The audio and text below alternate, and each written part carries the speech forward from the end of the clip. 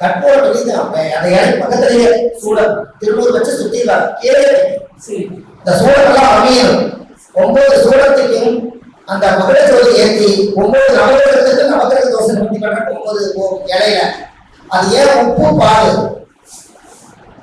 உப்பு மகாலட்சுமி, பால் சந்திரன். இந்த சந்திரன் மகாலட்சுமி நம்மளை பிடிச்ச டைரக்ட் தோசை நிவர்த்தி ஆகிறதுக்காக தான் இந்த பரிகாரம். இது எல்லாம் முடிஞ்ச உடம்பு சுத்தமாயிடும். உப்பு பாலை ஒன்னா சேர்க்க மாட்டேங்க, ஆனா ஒரு காலத்துல சேர்ந்துச்சு. உங்களுக்கு தெரியுமா? பாலாறு தேனாறு பாலாறு ஓடிச்சுட்டாங்கல்ல, அப்ப உப்பு கடல்ல இருந்து பாலாறு ஒரு காலத்துல ஓடிச்சா, அப்ப உப்பு பாலம் சேர்ந்துச்சுல. ஒரு காலத்துல ஆறு வந்து பாலாறு ஓடிச்ச, அந்த பாலாறு ஓடிச்சுல பாலாறு செல்வமா பாக்கியமா நீங்க வாழ்ந்து சொன்னாங்க. ஒரு காலத்துல திருப்பாலம் கடல், அப்ப பால் கடல் இருந்துருக்குல்ல ஒரு காலத்துல, அப்ப கடலோட உப்பு மதல் இருந்துருக்குல்ல, அப்ப உப்பும் பாலும் கர்மத்தை வைக்காத சமத்தத்தை போய் குடிங்கன்னு சொன்னாங்க. அதனால உப்பும் பாலையும் வீட்டுல சேர்த்துக்கன்னு சொன்னேன். புரியுதுங்களா? இந்த பரிகாரத்தை பண்ணி இந்த தோஷம் எல்லாம் கழிச்சிட்டீங்கன்னா, அந்த பூஜை பண்ணி உங்க முகம் அல்லாத பூரா அந்த ஊத்துறோட கை காலி எல்லாம் தேய்ச்சி ரெடி வந்துடணும். எல்லாம் முகத்தை எல்லாம் போட்டு தேய்ச்சி நல்லா வீட்டில் வந்து குளிச்சுட்டு காலையில ஒரு 7 நாளைக்கு சூரிய நமஸ்காரம் பண்ணிட்டீங்கன்னா இந்த உடம்பு நம்மளுதான் உங்களுக்கு சந்தேகமா. அப்போ இது ஒவ்வொருத்தருடைய வீட்லையும் இந்த பரிகாரம் கிடைச்சா எப்படி நல்லா இருக்கான்னு சொல்லுங்க.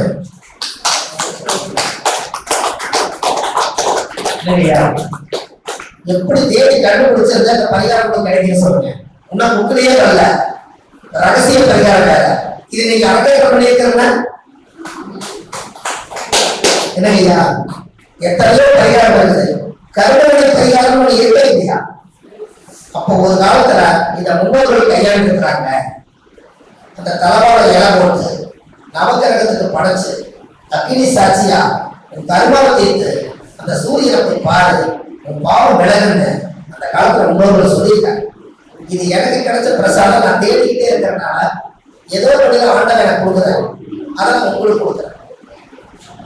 எனக்கு ஆதிகால பரிகாரம்னு ஒரு பெரிய கையில எடுத்துருக்கேன். இதை மக்களுக்கு போய் நான் 1930 கோடி என் வாழ்க்கையில ஒரு புக்கு எழுதினாலும் வரலாறு கட்டதான் இருக்கணும். அதுக்கு கொஞ்சம் அறுபாடு பண்ணணும். இருந்தாலும் கோயில பிறந்து இந்த ஒரு விஷயத்தை உலகத்துக்கு அரங்கேற்றம் பண்ணிட்டா, நாளைக்கு நீங்க கூகுள்ல சர்ச் பண்ணா கூட ஆதிகால பரிகாரம் என்னோட முகம் பெருமளவா என்னைக்காவது ஒரு நாள் பார்த்து நம்ம நேரில் ஒரு நாள் எப்படி கேட்கலாம். விடுதலை இருக்கு இல்லையா? எனக்குயா நிகழ்வு இருக்கு. ஏன்னா அந்த 6 மாதமா உயர்வு நம்ம சொல்றோம் இல்லையா? இதுல எந்த விதமான ஆரோக்கியத்தை உள்ள கொண்டு வராங்க, என்ன நம்ம தெரிஞ்சு வச்சுக்கிறோமோ அதை அப்படியே கொண்டு போறோம். இதுதான் பிரபலத்தை எது. நாளைக்கு அடுத்த சந்ததிகள் இதை கையாண்டு வந்தாங்கன்னா ஒரு 100 வருஷத்துக்கு அப்புறம் இது ஒரு முனிவர் எழுதின புக்கு, ஒரு ஜோதிட ஞானி எழுதின புக்கு அப்படின்னு நமக்கே வரும். நம்ம எழுதுற பராசர் எழுதுனான்னு சொல்றோம். அவர் 100-200 வருஷத்துக்கு அப்புறம் இப்ப நம்ம பராசரத்தை பாக்குறோம். இன்னைக்கு 1930 பரிகாரம் நினைச்சா 100 வருஷத்துக்கு அப்புறம் நம்ம தலைமுறையில அடுத்த சந்ததிகளுக்கு ஓய்வு இல்லை. புண்ணியம் செய்வதற்கே புண்ணியம் செய்திருக்க வேண்டும். என்னங்கம்மா? புண்ணியம் செய்வதற்கே புண்ணியம் செய்திருக்க வேண்டும். ஒரு பிச்சைக்கார சாப்பாடு வாங்கலைன்னா அவர் வேண்டாம் போயிட்டாருன்னா முதல் நம்ம புண்ணியம் பண்ணல, புண்ணியம் வாங்க அவர் புண்ணியம் நம்ம இருக்கு. நம்ம புண்ணியம் பண்ணாதனாலதான் அவர் வேண்டாம் போறாரு. நம்ம புண்ணியம் செய்வதற்கே புண்ணியம் செய்திருக்க வேண்டும். அப்ப இந்த கர்மனை பரிகாரங்கள் எல்லாம் இதோட நம்மளை விட்டு போகணும். நம்மளால ஒரு நல்லது நடக்கணும்னா இந்த ஆதிகால பரிகாரத்துல நம்ம நல்ல விதமா எடுத்து மக்களுக்கு சுவையான வார்த்தைகளை சுவைச்சு ரசிச்சு ருசிச்சு சொல்லுங்க. காசு பணம் 2வது பிரச்சனை. ஆரம்பத்துல உங்க கர்மனை தீரணும். அதுக்கு நீங்க ஆகும் என்னங்கம்மா?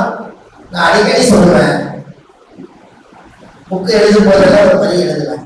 கடவுள் கொடுத்தவருக்கே நன்றி சொல்ல முடியவில்லை இன்னும், இதில் அடுத்தடுத்து கேட்பதற்கு அஞ்சுதேன் உள்ளார். இவ்வளவு கொடுத்துருக்காரு நம்ம கடவுள். சட்டை, நல்ல சட்டை, பேண்ட் சட்டை, வேஸ்ட் சட்டை, நம்மளுக்கு ஒரு நல்ல முடி, கண்ணு, மூக்கு, ஊனம் இல்லாம கடவுள் இத்தனை கொடுத்துருக்கிறான். நடந்து போறதுக்கு கார் வருது, மாலை மரியாதை வருது, பேர் வருது, கொண்டாட வருது, கொண்டாட்டி இருக்கிறாங்க, பிள்ளைங்க இருக்காங்க, சாப்பாடு 3 நேரம் கிடைக்குது, தண்ணி கிடைக்குது, நினைச்ச நேரம் டீ கிடைக்குது. இவ்வளவும் கடவுள் பிரபஞ்சம் கொடுத்திருக்குது.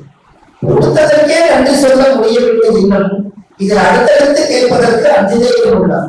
இவ்வளவு நான் கொடுத்திருக்கேன், இன்னும் உங்களுக்கு மனசு பூசையால கடவுள் கேட்கிறார்.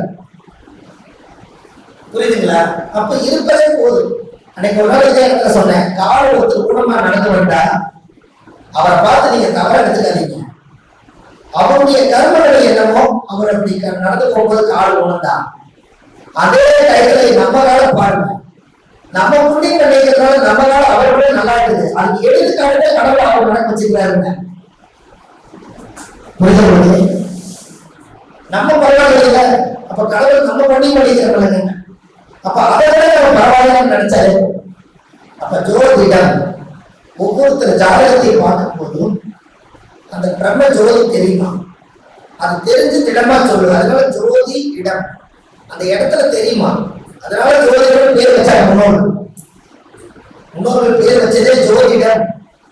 ஜோதி அவங்க ஜோதி ரூபா நம்ம கோயில நம்ம ஜாதக கட்டத்தை எடுத்து வச்சா அந்த ஞானம் அந்த நேரம் என்ன தோணுதோ அதை சொல்றதே ஜோசியம். உங்ககிட்ட இருந்து என்ன வருதோ அந்த மக்களுக்கு போய் சேர போகுது. அப்புறம் நம்ம விடமா சொல்லணும், அதுக்கு ஒரு ஏற்படும்.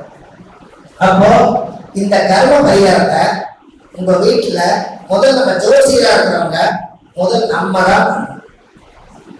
நம்ம பண்ணினா நம்ம சந்ததிகள் பண்ணுவாங்க. அப்ப உப்பும் வாழும் கலந்து இனிமேல் நீங்க குளிச்சாலே பிரச்சனை தீர்ந்துச்சுங்கிற ரகசியம் உங்களுக்கு தெரிஞ்சிச்சா? இது வரைக்கும் யூடியூப்ல தெரியல. இனிமேல் எல்லா பெண்களுமே உப்பும் வாழும் கலந்து கொஞ்ச நேரம் குளிச்சா நீங்க திருப்பண கடலை போய் குளிச்சுட்டு வந்ததுக்கு சமம். ஆனா வெறும் பச்சை தண்ணி தான் மூணு ஊத்திக்கிறோம், இல்ல சவல தண்ணி வருது, இதுதான் சுடுதண்ணி காய வச்சு ஊத்துறோம். இந்த உடம்பு சுடுறதுக்கு நம்ம ஊத்துறோம், உள்ள இருக்கிற கருமா கழிலையே. கேட்டுக்கலாமா? பச்சை தண்ணி ஊத்துறா கூழ் எடுத்துட்டு உடம்பு சுடுறதுக்கு சுடுதண்ணி ஊத்துறீங்க, உள்ள இருக்கிற கருமா அப்படியே கெப்பாசிட்டா இருக்கு. அது என்னைக்கு நம்ம வெளியேற்றுவோம். இதெல்லாம் நீங்க செய்யும் போது உங்க உடம்பு சந்தன வாடை, சப்பாது வாடை, பன்னீர் வாடை, மூலிகை வாடை அடிக்கணும்னா நம்ம துருதோஷம் எல்லாம் போகிறதுக்காக இந்த பரிகாரம் பண்ணிட்டு உடம்புல மூலிகை வாசம் உள்ள பொருள்கள் எல்லாம் ஜப்பாது பன்னீர் இதெல்லாம் பூசி நம்ம எப்பவுமே நறுமணமா இருந்தா நம்ம ஜாதகத்துல எப்போதுமே நீங்க திருமணமா வாழ்வீங்களா? அந்த காலம் சொல்லியிருக்காங்க. எப்படி திருமணம் ஆனா என்ன சந்தோஷமோ அது எல்லா நாளும் நறுமணம் திருமணமா மாறும். அப்போ இந்த தோஷங்கள் எல்லாம் சுத்தப்படுத்தினா நம்ம நல்லா இருக்கலாம். அந்த காலத்துல இருந்தாலும் இவ்வளவு கைகள் இருக்காங்க. அப்படியே சந்தனம் பூசிக்குவாங்க. நல்ல காரியம்னா ஊர்ல சந்தனம், மாதல சந்தனம் ஊர்ல கல்யாணம். அதை பார்த்தாலே யாரும் கல்யாணம் தெரிஞ்சிருமா? அப்படி தமிழ் வருவாங்க. அந்த அந்த அளவுக்கு போய் சென்று வேற பேச்சு. ஆனா அப்படி எல்லாம் இல்லாம ஆதிகால வாழ்க்கை இந்த கொஞ்ச நாளைக்கு நீங்க வாழணும். அப்படி வாழ்க்கை பாருங்க, நமக்கு நம்மளே ஜம்மன் இருக்கும் இல்லையா? நமக்கு நம்மளே நல்லா இருக்குங்க. யாரோட நம்ம நல்லா இருக்கும். வாழ்க்கை சரியில்லைன்னா என்னங்க, அவங்க அந்த வாழ்க்கையில நாம் செய்த பாவத்துக்கு வாழ்க்கை சரியில்லைன்னு ஒரு ஸ்டெப் யோசிக்கிறதுவே நினைச்சு நாம நோயாளி ஆகாம வாழ்க்கையில முன்னேறதுக்கு என்ன வழிகிறோம், நமக்கு பெத்த குழந்தைகளை காப்பாற்றுறதுக்கு என்ன வழிகிறோம், அதை ஸ்டார்ட் படுத்திட்டே காலத்தை கொட்ட வேண்டியதானே. இந்த வாழ்க்கை சரியில்லையே நீங்க நினைச்சிருக்கீங்க. வாழ்க்கை யாருக்கெல்லாம் சரியில்லையோ அவங்க எல்லாம் வந்து முப்பது கர்மங்களை கழிச்சுக்கிறீங்கன்னு அர்த்தம். ஏன் வாழ்க்கை சரியா இருந்தா நம்மளோட கர்மம் தொடராது. தண்டனை அனுபவிக்கணும்ல. ஒருத்தர் 10 லட்சம் கடன் வாங்கிட்டு கடன்கார தொலைஞ்சிட்டு வராங்க, ஒருத்தர் சூசைட் பண்ணி இறந்துட்டா இந்த கடன் அவருக்கு அவரோட கடன். இந்த கடனை அவங்க வம்சம் அடைக்க முடியும்னா இது கருமாவுடைய எங்களுக்காக அடுத்த ஜென்மத்தில் அவன் மாடாக இருப்பான். ஒரு மாடு பட்டம் வாங்கிட்டு வந்து உடம்பு போட்டுருவாங்க, தினம் கூலி போட்டுருவாங்க கடவுள். அந்த கடன் 10 லட்சம் கடன் முடிக்கிறதுக்கு மாடு உயிரோட இருக்கும். அதுக்கப்புறம் மாடு செத்துரும். அப்போ கடன் முடிச்சா மாடு முடிஞ்சிருமே. அப்ப நம்ம பட்ட கடன் இந்த பிறகு நீங்க அடைக்கலைன்னா அடுத்த பிறகு அடைக்கணும். அதுக்கு இந்த பிறகு நம்ம கண்டதுக்கு போக முடியும். என்னங்கம்மா இது எல்லாமே ஒரு வாழ்க்கை, ஜென்ம வாழ்க்கை. அதனாலதான் நாம இந்த வயசுலயே எதெல்லாம் தேடணுமோ அதையெல்லாம் சீக்கிரமா தேடி வச்சுட்டு நம்ம ஒவ்வொரு ஜோதிடர்களும் இந்த மக்களுக்காக, இந்த உலக மக்களுக்காக ஆன்மீக பயணத்துல நம்மளால என்ன உருவாக்கி வைக்க முடியுமோ அதை விதைச்சிட்டு போலாம், அடுத்த சந்ததிகளை அறுவடை போகலாம். என்னையா இது வேணும் கண்டிப்பா. இந்த காலத்துல நம்ம வயசு இப்படியே இருக்குன்னு நம்மளால சொல்ல முடியாது, நம்மளுடைய உடம்பின் தர ஒத்துழைக்குன்னு சொல்ல முடியாது. அதுக்குள்ள ஒரு 100-200 குடும்பத்தை நம்ம ஜோதிடத்துல காப்பாத்திக்கணும். அவங்களோட புண்ணியத்தை நம்ம தேடிச்சோம், அவங்க புண்ணியத்தை வாங்கி நம்ம ஊருக்கு சேகரிச்சிருக்கோம். இதெல்லாம் பண்ணுங்க, அருமையா கிடைக்கும். அப்போ இந்த கர்மவினை பரிகாரம் ஒவ்வொருத்தருக்கும் நீங்க இதை எழுதி கொடுக்கும் போது மஞ்சளை தொடச்சு அழகா எழுதி கொடுத்து ஒரு தட்சணை வாங்கிட்டு முறையோட செய்யுங்க.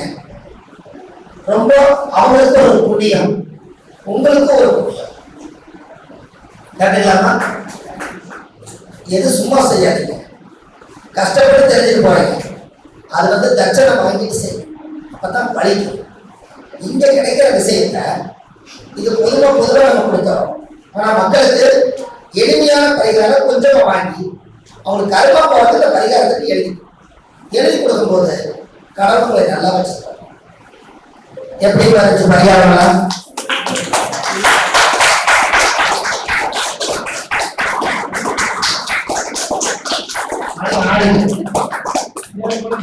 என்னங்கய்யா நேரம் போன தெரியல. என்னங்கய்யா அப்படியா? சந்தோஷம். ரொம்ப நீங்க வெளியூரெல்லாம் போகணும். ஐயா இந்த அளவுக்கு சொல்லி கொடுத்தது வாய்ப்பு கொடுத்தாரு. இன்னைக்கு நாங்க இங்க வேலையெல்லாம் விட்டுட்டு இன்னைக்கு உங்களுக்காக நான் டைம் ஒதுக்கிட்டேன். ஏன்னா நம்ம வள்ளுவர் வாக்குன்னு யூடியூப் சேனல் இருக்கு. இந்த மாதிரி விஷயங்கள் எல்லாம் நான் நிறைய எடுக்கிறத அந்த சேனலை போட்டிருக்கேன். சும்மா இருக்கும்போது அப்படியே நீங்க போட்டுவிட்டு ஒரு வேலை செய்யுங்க. என்னை பார்த்து நீங்க கேட்கறதே இல்லை, குரல் வழியா அது வந்துகிட்டே இருக்கும். நீங்க கேட்டுட்டே ஏதோ ஒரு வேலை செய்யலாம். அதுல கொடுத்துக்கிற பரிகாரம் 998 வீடியோ போட்டிருக்கேன். இன்னும் 2 வீடியோ போட்டா 1000 பதிப்பு கொடுத்துருக்கேன்.